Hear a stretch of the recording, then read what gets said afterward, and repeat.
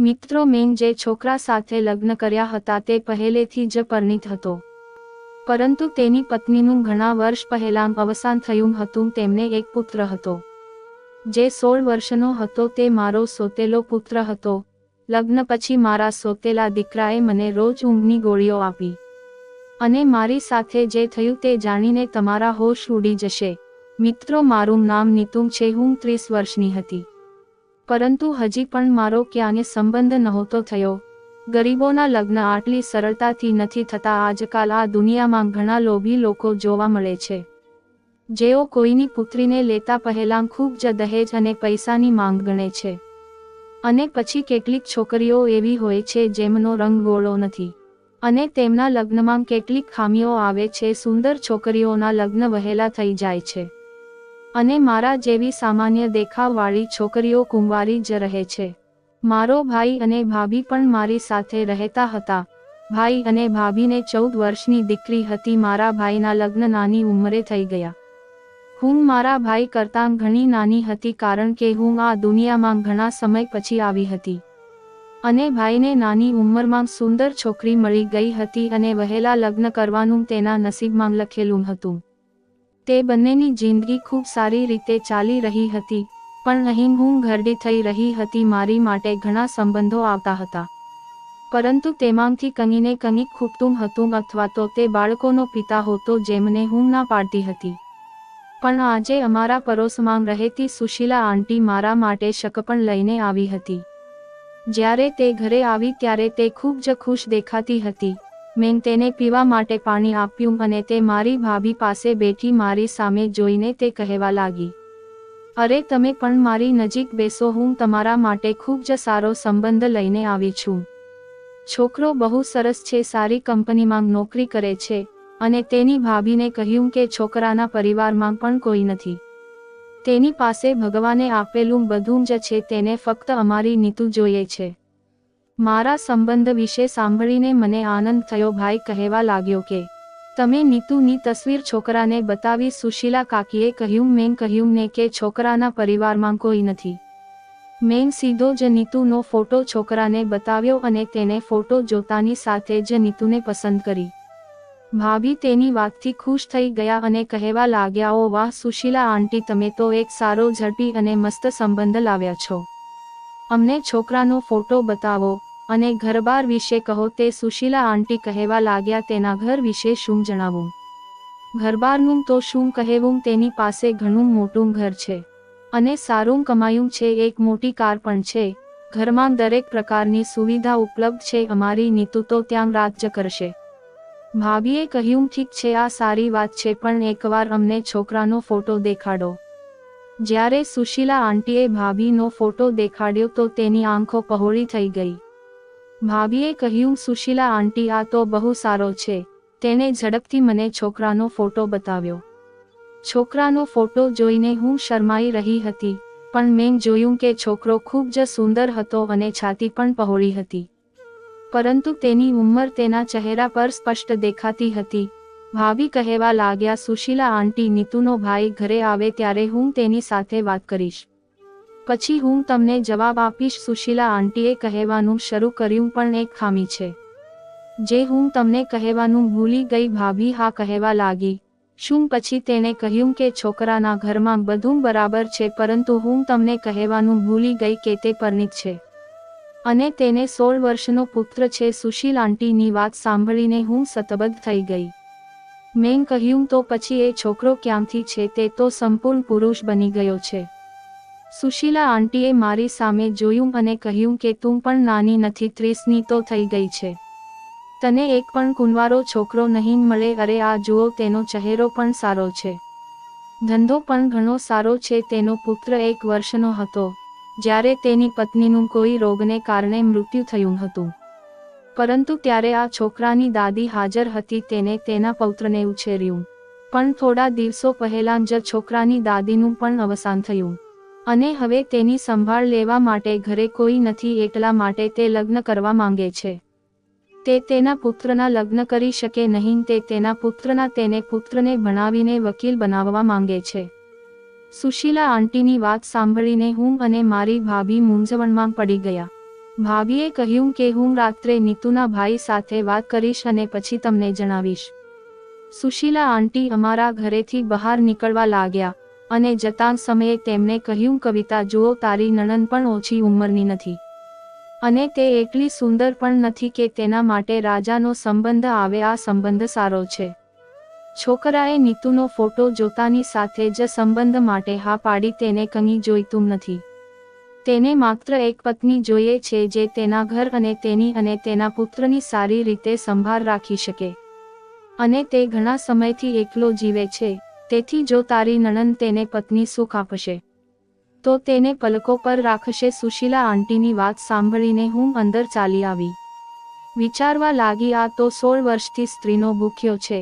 હું જઈશ તો મારી હાલત ખરાબ થઈ જશે. સુશીલા આંટીએ ભાભીના નંબર પર છોકરાનો ફોટો વોટ્સઅપ કર્યો હતો. ભાઈ ઘરે આવ્યો ત્યારે ભાભીએ ભાઈને બધી વાત કહી અને ફોટો પણ બતાવ્યો. મેં વિચાર્યું કે ભાઈ આ સંબંધ વિશે સાંભળીને ના પાડશે, કારણ કે તે માણસની ઉંમર 40-45 વર્ષની આસપાસ હતી અને તેને એક 16 વર્ષનો પુત્ર પણ હતો. પણ ભાઈ બોલ્યા, હું તો નીતુ માટે સંબંધો જોઈને કંટાળી ગયો છું. લોકો કહે છે કે તારે તારી બહેનના લગ્ન જ કરવા નથી, પણ હું તેમને શું કહું કે કેટલાક સંબંધો તેના દેખાવને કારણે જ નથી આવતા અને કેટલાક સંબંધો એટલા માટે નથી આવતા કે અમે ગરીબ છીએ અને લોકો સારી રીતે જાણે છે અને અમે અમારી બહેનને સારું દહેજ આપી શકતા નથી. મને લાગે છે કે આ સંબંધ આપણી નીતુ માટે છે, એકદમ સારો છે. બીજા દિવસે જ્યારે ભાઈ તેને મળવા છોકરાના ઘરે ગયો ત્યારે તેને બધું ખૂબ ગમ્યું. ભાઈ ઘરે આવતાની સાથે જ કહ્યું કે તમે તો ત્યાં રાજ કરશો. છોકરો બહુ જ સરસ છે અને જો તેને દીકરો છે તો શું તેને પણ એક માની જરૂર છે અને તમે પણ ઘરેલું વ્યક્તિ છો. તે ઘરમાં તમારું જીવન ખૂબ જ સારું રહેશે. બધા લોકોને આ સંબંધ ખૂબ પસંદ આવ્યો.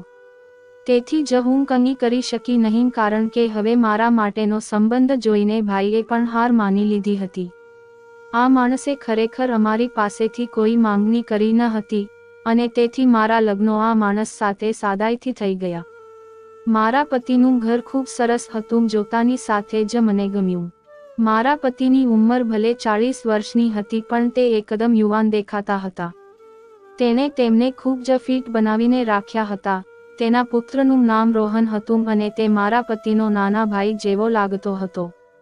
મને લાગ્યું કે રોહનનું તેને સોતેલી માંગ સાથેનું વર્તન કદાચ સારું નહીં હોય, પરંતુ તે તો ખૂબ જ સારો વ્યક્તિ હતો. તેને મને હૃદયથી સ્વીકારી લીધી. જ્યારે હું આ ઘરમાં આવી ત્યારે તેને મારા ચરણ સ્પર્શ કરીને આશીર્વાદ લીધા અને કહ્યું કે હવે તમે મારી માંગ છો. તમે જ છો જેને મારી અને મારા પિતાની સંભાળ લેવાની, અને તે ખરેખર ખૂબ જ સરસ હતી અને મને તે ખૂબ જ ગમ્યું. મારા પતિએ પણ અમારા લગ્નની પહેલી રાત્રે મારી પાસેથી વચન લીધું હતું કે હું તેમના પુત્રનું ખૂબ ધ્યાન રાખીશ અને હું ક્યારેય તેની સામે સોતેલી માંગ જેવું વર્તન નહીં કરું. તેની વિનંતી મુજબ મેં તેને વચન આપ્યું હતું કે તે જે ઈચ્છે તે હું કરીશ. મારા પતિ મને ખૂબ પ્રેમ કરતા હતા. મારા પતિએ મને કહ્યું કે તે તેની પ્રથમ પત્ની સાથે માત્ર 2 વર્ષ રહ્યા હતા અને તેણે બાકીનું જીવન એકલા વિતાવ્યું છે. હવે મને પત્ની સાથે પ્રેમની પણ જરૂર છે. હું તારી પાસેથી પત્ની હક માંગું છું. મેં કહ્યું, એમાં માંગવાનું શું? હું તો તમારી જ છું. પછી તેણે મને એક ગિફ્ટ આપ્યું જેમાં બહુ સરસ સૂટ હતું. હું સમજી ગઈ હવે 16 વર્ષનો બોજ મારા પર નીકળશે. હું હસીને કહ્યું, આ શું? હું આવા કપડાં નથી પહેરતી. તેને કહ્યું, તું મારી પત્ની છે, મારી સામે કેવી શરમ. પછી હું બાથરૂમમાં ચાલી ગઈ. અમારા લગ્નને ઘણા દિવસો થઈ ગયા. મારા પતિ નોકરી પર જવા લાગ્યા. હું આખો દિવસ કામ કરીને આ ઘરમાં એકલી રહેતી. મારું જીવન ખૂબ જ સારી રીતે ચાલી રહ્યું હતું.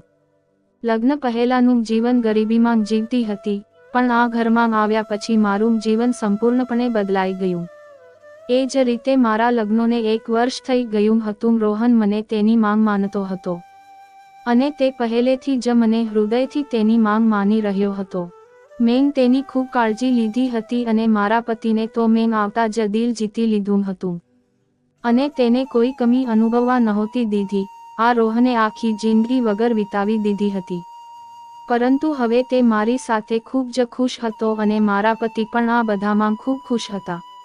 અને તે મારા પતિ પાસે મારા ખૂબ વખાણ કરતો હતો અને કોઈ કામ કરતો ન હતો. રોહન આખો સમય ઘરે જ રહેતો હતો અને ઘરે રહીને અભ્યાસ પણ કરતો હતો. તે મારો ખૂબ સારો મિત્ર પણ બની ગયો અને હું તેની સાથે બાળકની જેમ વર્તન કરતી. અમે એકબીજા સાથે તોફાન અને મસ્તી કરતા. સવારે મારા પતિ ઓફિસે જવા નીકળતા ત્યારે સાંજે જ ઘરે આવતા હતા. મારો પુત્ર આખો દિવસ મારી સાથે રહેતો. જ્યારે પણ મારે કંઈક ખાવાનું મન થતું ત્યારે રોહન મારા માટે લાવતો, જેના પર મારા પતિ મને મનાઈ કરતા. તે એ બાબતે મને સાથ આપતો. અમે બંને સાથે માર્કેટ પણ જતા. આમ તો મારા પતિ ઘણા સારા હતા, પણ તેમને પ્રતિબંધો રાખવાનો શોખ હતો અને હું જાણતી હતી કે આ તેની ભૂલ નથી અને તેને આ બધું અમારી સુરક્ષા માટે કર્યું હશે. મારી ભત્રીજી પણ મને રોહનની જેમ લગ્ન પહેલા પ્રેમ કરતી હતી. તેથી લગ્ન પછી નેહા અમારા ઘરે આવતી હતી. તે મારા પુત્ર કરતાં 2 વર્ષ નાની હતી. ત્યારે તે ઘરે આવતી ત્યારે અમે ત્રણેય સાથે એવી મસ્તી કરતા હતા કે બધાને નવાઈ લાગતી. જીવન આ રીતે ખૂબ જ સરસ અને આનંદપૂર્વક ચાલી રહ્યું હતું. મારા લગ્નને 4 વર્ષ થઈ ગયા અને હું હસતી ખુશ હતી. મને પણ ખબર ન હતી કે 4 વર્ષ કેવી રીતે પસાર થઈ ગયા. એક દિવસ હું રાત્રે મારા રૂમમાં આવી ત્યારે મારા પતિએ મને એક ખૂબ જ વિચિત્ર વાત કહી.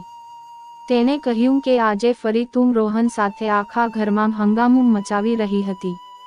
મેં કહ્યું, માંગ બહુ મજા આવી બાળકો સાથે. હું પણ બાળક બની જાઉં છું. આજે મને એટલી મજા આવી કે હું ખુશીથી પાગલ થઈ ગઈ. આટલું જોરથી હસવાથી મારું પેટ દુખે છે. રોહન ખૂબ હસાવે છે.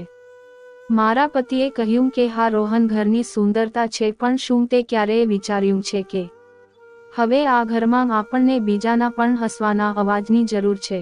જે રોહનનો ભાઈ કે બહેન કહેવાશે. અમારા લગ્નને 4 વર્ષ થઈ ગયા છે, પરંતુ હજુ સુધી અમને કોઈ બાળક નથી. રોહન યુવાન થઈ રહ્યો છે. કહું છું કે તે લગ્ન કરે તે પહેલા આપણે પહેલા એક બાળક હોવું જોઈએ. રોહન તેના લગ્ન પછી તે તેની પત્ની સાથે રહેશે. પછી આપણે બંને એકલા રહી જશું. આપણે પણ જીવવા માટે કોઈનો આધાર જોઈએ. મારા પતિએ ખૂબ જ આરામથી વાત કહી હતી, પણ વાત બહુ મોટી હતી. મારા ચહેરા પરથી સ્મિત ગાયબ થઈ ગયું. અમે બંને જાણતા હતા કે અમને અમારું પોતાનું બાળક નથી. તે રોહન હતો, પણ મને પણ નાના બાળકો બહુ પસંદ હતા. મારા મનમાં પણ નાના બાળકોની ઈચ્છા હતી. મેં આજ પહેલા આ વિશે વિચાર્યું ન હતું, કારણ કે મેં રોહનને મારો પુત્ર અને નેહાને પણ મારી પુત્રી તરીકે સ્વીકારી લીધી હતી.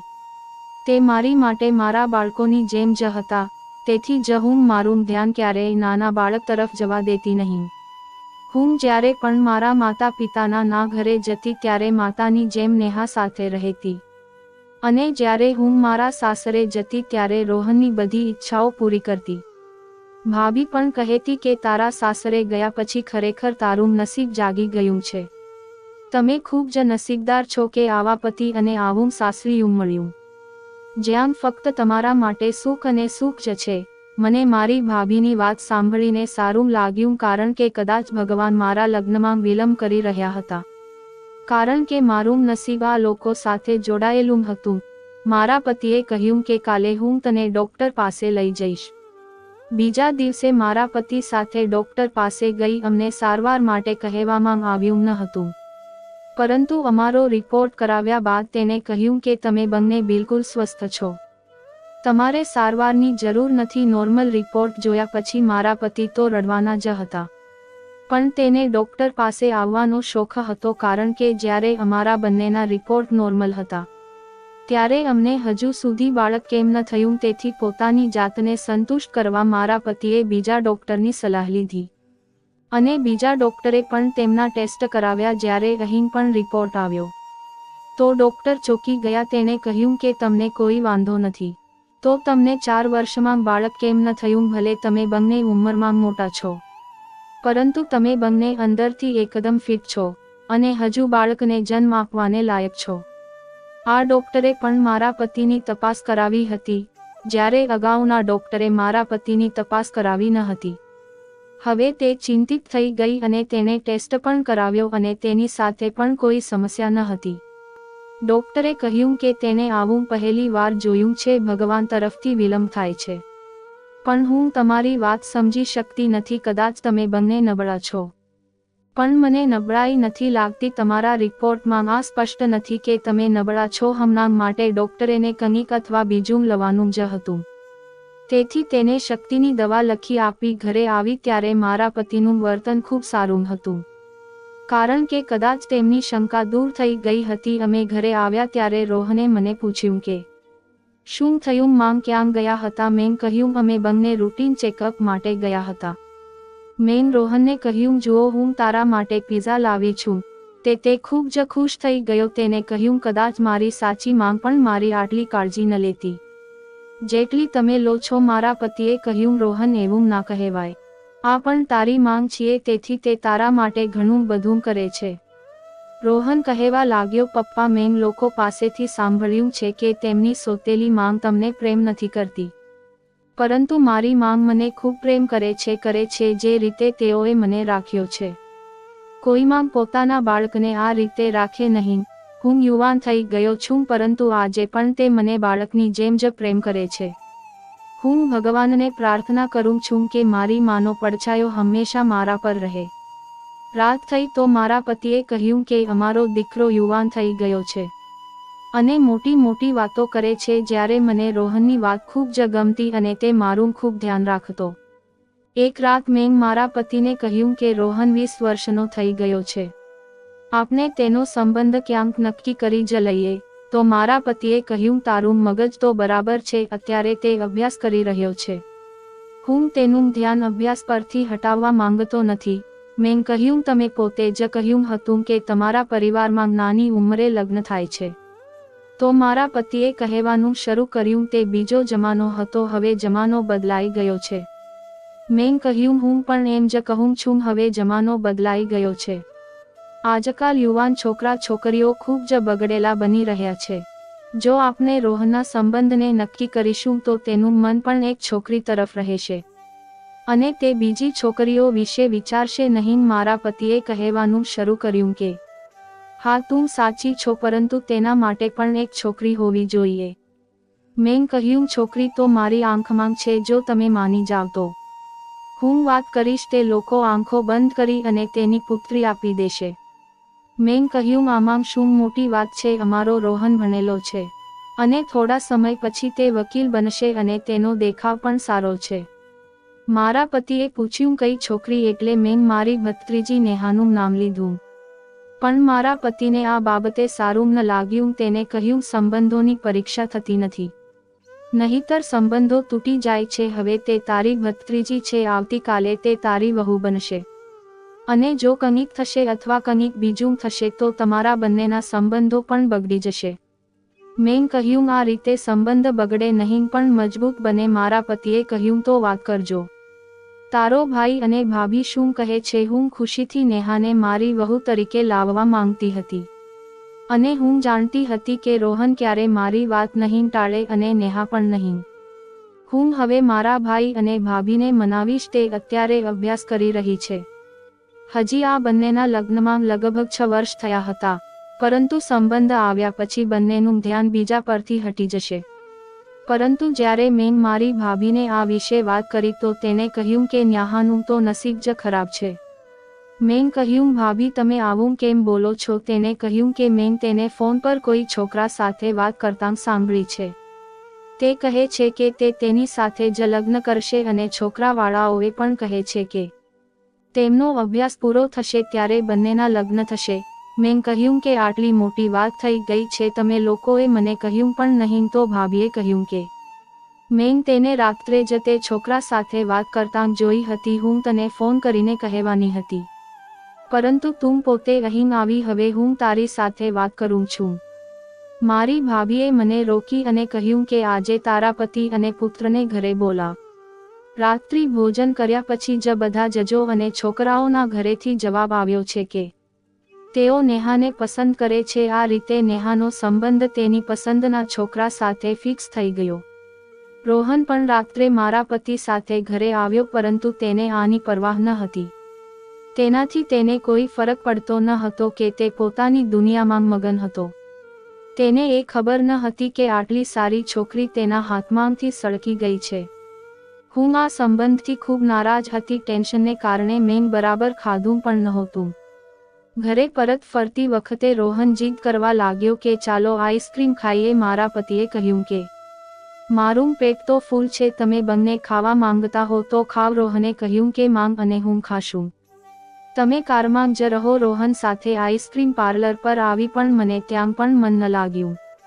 તો રોહને કહ્યું શું વાત છે માંગ, તમે થોડા ટેન્શનમાં લાગો છો. તમને જોઈને મને પણ ચિંતા થાય છે અને તમે મને કંઈ કહેતા નથી. મેં કહ્યું રોહન હું ઘરે જઈને તને કહીશ. તેને કહ્યું ઠીક છે માંગ. આમ તો મારે તેને આ કહેવું જોઈતું ન હતું, પરંતુ જ્યારે સવાર પડી ત્યારે મેં તેને કહ્યું કારણ કે હું તેની સાથે દરેક વાત શેર કરતી હતી. આ ઘરમાં તે મારા માટે મારું સર્વસ્વ હતું, મારો પુત્ર, મારો મિત્ર અને મારું બધું જ. મેં તેને કહ્યું મેં નેહાને તારા માટે પસંદ કરી હતી, પરંતુ તે પહેલા તેને બીજો છોકરો ગમી ગયો અને મારું હૃદય તૂટી ગયું. રોહને આ અંગે કોઈ ખાસ પ્રતિક્રિયા આપી ન હતી. તેને એવું પણ કહ્યું ન હતું કે માંગ આ વાત છોડી દેવી જોઈએ. તેનું સંપૂર્ણ ધ્યાન મારું મૂળ સુધારવામાં હતું અને તેનું મનપસંદ ખોરાક ખાવામાં. સાંજ સુધીમાં મારો મૂળ સારો થઈ ગયો હતો. પણ અચાનક અમારા ઘરે કેટલાક મહેમાનો આવ્યા. તેઓ મને પહેલી વાર જોઈ હતી અને તેઓ મારા પતિના સંબંધી હોય તેવું લાગતું હતું. તેને કહ્યું કે તું રોહન સાથે સારી રીતે રહે છે, શું તું તેની સાથે સોતેલીમાં જેવું વર્તન નથી કરતી ને? અને હા, તારે વધુ હોશિયાર બનવાની જરૂર નથી. તે પતિ પત્ની બંને મને બોલી રહ્યા હતા અને હું ચૂપચાપ તેને સાંભળી રહી હતી. રોહને જ્યારે આ વાત સાંભળી તો તેને ગુસ્સો આવ્યો અને કહ્યું કે જ્યારે કોઈના ઘરે જાય ત્યારે આવી વાત ન કરાય. મારી માંગ મને ખૂબ પ્રેમ કરે છે, પણ જો મારી સગી માંગ પણ જીવતી હોત તો મને આટલો પ્રેમ ન કર્યો હોત. તમે લોકોએ અમારી ઘરેલું બાબતો વિશે બોલવાની જરૂર નથી. આ મામલો મોટો મુદ્દો બની ગયો હતો. તેઓ પાગલની જેમ ગુસ્સે થવા લાગ્યા. તેને રોહને કહ્યું કે અમે તો તારી બાજુથી આ મહિલા સાથે વાત કરતા હતા, ઉલટું તે અમારી સાથે ગેરવર્તણૂક કરી. એટલે રોહન કહેવા લાગ્યો કે તમારે મારા પર આટલો મોટો ઉપકાર કરવાની જરૂર નથી. મારા પતિ ઘરે ન હતા, પણ જો તે ઘરે હોત તો રોહનને બધાની સામે થપ્પડ મારવામાં આવી હોત, કારણ કે મારા પતિએ તેના પુત્રને વડીલો સાથે વાત કરવાની આદત શીખવી હતી. પણ તે તેની બધી આદતોને ભૂલી ગયો હતો. પરંતુ મારા પતિને ફોન પર ફરિયાદ મળી ગઈ હતી. તેથી ઘરે આવતાની સાથે જ તેણે રોહનને ઘણી બધી વાતો કહી અને તેને ઠપકો પણ આપ્યો. મેં રોહનને બચાવ્યો હતો. મેં મારા પતિને કહ્યું કે તેને જવા દો, તે લોકો પણ ખોટા હતા. તે મારી સાથે કેવી રીતે વાત કરી રહ્યા હતા હું ચૂપચાપ સાંભળતી રહી. પણ રોહને તેને મારા બદલાનો જવાબ આપ્યો હતો અને તે યુવાન છે તેથી તેણે કોઈક રીતે મામલો સંભાળ્યો. બસ આ જ રીતે તે મને બચાવતો અને હું તેને બચાવતી. બીજા દિવસે હું ડોક્ટર પાસે ગઈ અને તેને કહ્યું કે મને લાગ્યું કે તમારા લોહીમાં કોઈ સમસ્યા છે. તે જાણવા માટે તમારે મોટો રિપોર્ટ કરાવવો પડશે. તમારા લોહીના સ્તરમાં કોઈ ફરક છે કે નહીં, કારણ કે ક્યારેક મને મારા શરીર પર વિચિત્ર એલર્જી થઈ જતી હતી. જ્યારે મેં ક્યારેક એવું કંઈ ખાધું ન હોય. કોક વખત મને કમરમાં દુખાવો થતો હતો. પણ જ્યારે મેં મારા પતિને આ કહ્યું તો તે કહેતા કે હવે તો તું વૃદ્ધ થઈ રહી છું. પરંતુ હજી પણ હું મારા પતિ કરતાં નાની હતી. હું લગભગ 35 વર્ષની હતી જ્યારે મારા પતિ 40 વર્ષના ડોક્ટરે કહ્યું કે અમારે તમારો રિપોર્ટ મોકલવો પડશે અને આવતા એક અઠવાડિયું લાગશે. તેથી મેં ટેસ્ટ કરાવ્યો. નેહા ફરી અમારા ઘરે આવવા લાગી. તે મારી ભત્રીજી હતી અને કોઈપણ રીતે હું ઈચ્છતી હતી કે તે ખુશ રહે. તેથી મેં પણ તેની સામે કંઈ ન કહ્યું અને તેના માતા પિતા ગામડે ગયા હોવાથી થોડા દિવસ તે અમારા ઘરે રહેવા આવી. તેની કોલેજ મારા ઘરની નજીક હતી, તેથી તે મારા ઘરેથી જ કોલેજ જતી. થોડા દિવસ પછી મારા ભાઈ ભાભી આવી ગયા તો નેહા ઘરે જવા લાગી. તે દિવસે નેહા તેના ઘરે જઈ રહી હતી ત્યારે રોહન તેને તેની બાઇક પર મૂકવા ગયો. નેહાના ગયા પછી ઘરના બધા કામો પતાવીને હું મુક્ત થઈને મારા રૂમમાં સૂઈ ગઈ. મારા પતિ જે રૂમમાં પહેલેથી જ બેઠા હતા તે કંઈક હિસાબ કરી રહ્યા હતા. ત્યારે અચાનક મારી ભાભીનો ફોન આવ્યો. મારા પતિ કહેવા લાગ્યા કે આ સમયે તારી ભાભી કેમ ફોન કરે છે? આજ સુધી તો તેને ક્યારેય આવા સમયે ફોન કર્યો નથી. મેં કહ્યું કે મને પૂછવા તો દો કે શું વાત છે, પણ ભાભીએ મને કોલ પર એવી વાત કરી કે મને નવાઈ લાગી. તેણે કહ્યું કે નેહા હજુ ઘરે નથી આવી, જો તે આજની રાત તમારા ઘરે રહેવા માંગતી હતી તો ભલે રહે, પણ મને કહી તો દેવું હતું. મેં કહ્યું ભાભી તમે શું કહો છો? નેહાને અહીંથી નીકળ્યાને તો લગભગ 6 કલાક થઈ ગઈ છે. તે 8 વાગે એ નીકળી ગઈ હતી અને હવે રાતના 1 વાગે છે. મેં એવું કહ્યું કે ભાભીનું દિલ બેસી ગયું. મારા પતિને પણ સમજાયું કે કંઈક ખોટું છે. મારા પતિ તરત જ નેહાને શોધવા ગયા અને મને ભાભીના ઘરે મૂકી ગયા હતા. ભાભી પણ કહેવા લાગ્યા કે હું સમજી કે આજની રાત નેહા તમારા ઘરે રહેવા માંગે છે, પણ મને ખબર ન હતી કે તે હજી ઘરે આવી નથી. તમે તેને કોની સાથે મોકલી? મેં કહ્યું ભાભી મેં નેહાને રોહન સાથે બાઇક પર મોકલી હતી. મારા પતિએ તરત જ રોહનને ફોન કર્યો અને કહ્યું કે તે તેને ક્યાં છોડી. મારા પતિ બહુ ગુસ્સામાં હતા. મેં મારા પતિને પૂછ્યું તમે કેમ ગુસ્સે છો? અમે આરામથી પણ વાત કરી શકીએ છીએ. તો મારા પતિએ કહ્યું કે તારું મગજ તો ખરાબ થઈ ગયું છે. જો ભગવાને તને બાળક આપ્યું હોત તો કદાચ તારું મન તેના માટે આટલું બગડ્યું ન હોત. તે નેહાને લઈને ગયો હતો અને તે હજી ઘરે પહોંચ નથી, મતલબ કે તે જાણે છે કે નેહા ક્યાં છે. અરે તમે મામલાની ઊંડાઈ નથી સમજી રહ્યા. પણ હું બધું સમજી રહી હતી, પણ હું કંઈ બોલતી ન હતી, કારણ કે હું જાણતી હતી કે રોહન કંઈ ખોટું કરી શકે નહીં. રોહને કહ્યું કે નેહા રસ્તામાં કોઈ પાર્લર તરફ ગઈ હતી. તેણે કહ્યું મારે પાર્લરમાં જવું છે તો મને અહીં છોડી દો, હું જાતે પાર્લરમાંથી ઘરે ચાલી જઈશ. તેથી મેં તેને ત્યાં છોડી દીધી. રોહનની વાત મને તો સાચી લાગી, પણ નેહાનો કોઈ સુરાગ ન હતો. સવાર થવામાં હતી જ્યારે તે ક્યાંકથી આવી અને તેને આવીને અમને એવું સત્ય કહ્યું કે અમે બધા ચોંકી ગયા. હું કલ્પના પણ કરી શકતી ન હતી કે રોહન, જેને હું મારા પોતાના બાળક કરતાં પણ વધુ પ્રેમ કરતી હતી, તે મારા માટે આટલી મોટી સમસ્યા ઊભી કરશે. કારણ કે રોહન જ નેહાને બ્લેકમેલ કરતો હતો. તે તેને કહેતો હતો કે મારી માંગ તારા કારણે ચિંતિત છે, તો તને ગમે તું તો છોકરો છોડ અને મને પસંદ કરવા લાગ. તું મને સારી નથી લાગતી, પણ માની ખુશી માટે હું તારી સાથે લગ્ન કરવા તૈયાર છું. જો રોહન આ વાત પોતાના મોઢેથી કહી હોત તો કદાચ કોઈ તેના પર વિશ્વાસ કરત નહીં, પરંતુ નેહાએ પોતે કહ્યું હતું કે તેણે તેને બ્લેકમેલ કરી હતી. જ્યારે મારા પતિએ રોહનને પૂછ્યું તો રોહને કહ્યું કે માંગ પરેશાન હતી અને કંઈ ખાતી કે પીતી પણ ન હતી. હું તેને ઉદાસ જોઈ શક્યો નહીં. તે મેં આ બધું કર્યું મારા પતિએ અને ભાઈ સામે રોહનને ખૂબ ઠપકો આપ્યો હતો. પણ પછી વાત એટલી હદે પહોંચી ગઈ કે મારા પ્રેમે આ બધું કર્યું. અમે રોહનને સમજાવ્યા પછી ઘરે લાવ્યા. રોહને નેહાને તેના મિત્રના ઘરે તારું મારીને રાખી હતી અને રોહને નેહાને કહ્યું હતું કે તું અહીં બંધ રહીને વિચાર કર કે તારે શું કરવું છે. તારે નિર્ણય લેવાનો છે અને હું તારો નિર્ણય હામાં જ સાંભળવા માંગુ છું. આ ખૂબ જ ભાવનાત્મક પગલું હતું, પરંતુ તે રોહને કર્યું હતું, તેથી હું તેના પર વિશ્વાસ કરી શકતી ન હતી. મારા પતિએ તેને ખૂબ ઠપકો આપ્યો અને તેને ઘરે લઈ આવી અને તેને રૂમમાં બંધ કરી દીધો. અને પછી જ્યારે અમે બંને રૂમમાં આવ્યા ત્યારે મારા પતિએ બધો દોષ મારા પર નાખ્યો અને તેઓએ કહ્યું કે આ બધું તમારા બિનજરૂરી પ્રેમને કારણે થયું છે. તે મારો દીકરો છે, પણ તે તેને બહુ બગાડ્યો છે અને તેને સારા સંસ્કાર આપ્યા. જુઓ આજે તેને કેટલું ખોટું કામ કર્યું છે. આ સમજો. હવે મેં પણ નક્કી કરી લીધું હતું કે હું પણ મારી મર્યાદામાં રહીશ. બીજા જ દિવસે મેં તેના માટે નાસ્તો તૈયાર કર્યો, પણ મેં તેની સાથે બેસીને નાસ્તો ન કર્યો, ન તો મેં તેની સાથે કોઈ બિનજરૂરી વાત કરી. તેણે કહ્યું કે આજે મારી પસંદગીનું ભોજન રાંધ. મેં રોહનને કહ્યું કે ઠીક છે, હું તારી પસંદગીનું ભોજન બનાવીશ, પરંતુ તમે જાઓ, તમારા અભ્યાસ પર ધ્યાન આપો. તેના પેપર્સ બાકી હતા, પણ થોડા દિવસોની રજાઓ ચાલી રહી હતી, તેથી તે આ દિવસોમાં ખાલી હતો અને ઘરમાં દેખાતો હતો. પેપર સમજી ગયો કે હું તેની અવગણના કરી રહી છું. બસ ચૂપચાપ તે ત્યાંથી નીકળી ગયો.